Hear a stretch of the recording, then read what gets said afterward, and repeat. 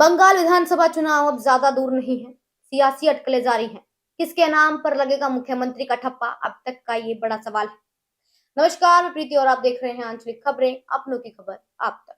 अगर बात बड़ी है तो आगे तक जाएगी। मोदी और शाह की जोड़ी क्या रंग लाएगी बंगाल में, चलिए जानते हैं। देखिए, अब चुनाव ज्यादा दूर नहीं है और ऐसे में माहौल बनाना पहले से ही गृह मंत्री अमित शाह ने शुरू कर दिया है।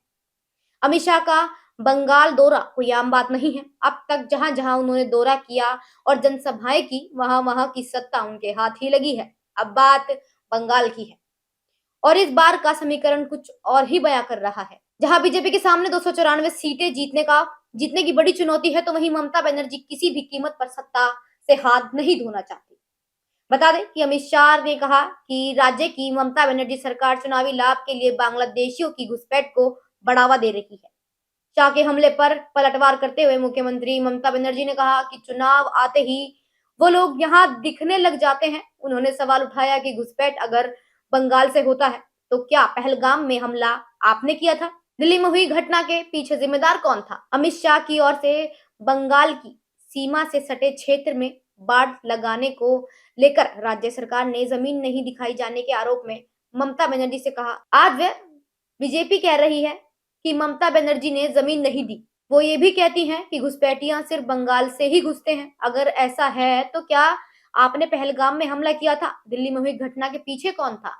वोटर लिस्ट को लेकर जारी एसआईआर प्रक्रिया पर निशाना साधते हुए ममता ने कहा, वो बीजेपी एसआईआर के नाम पर लोगों को प्रताड़ित और परेशान किया जा रहा है। पश्चिम बंगाल में एसआईआर की वजह से अब तक करीब 60 लोगों की मौत हो चुकी है। उनका दावा है कि एसआईआर का संचालन सही उपयोग से नहीं किया गया। ये बड़ा घोटाला है।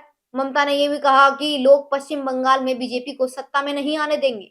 इस दौरान मुकाबला मजबूत है और इसके साथ ही दूसरी ओर तृणमूल कांग्रेस के अमित शाह पर निशाना साधते हुए पलटवार करते हैं कि उन पर झूठा आरोप है, झूठ फैलाने और अगले साल राज्य में होने वाले विधानसभा चुनाव में 2/3 बहुमत हासिल करने के निराधार दावे करने का आरोप है। पार्टी के वरिष्ठ नेता और राज्य के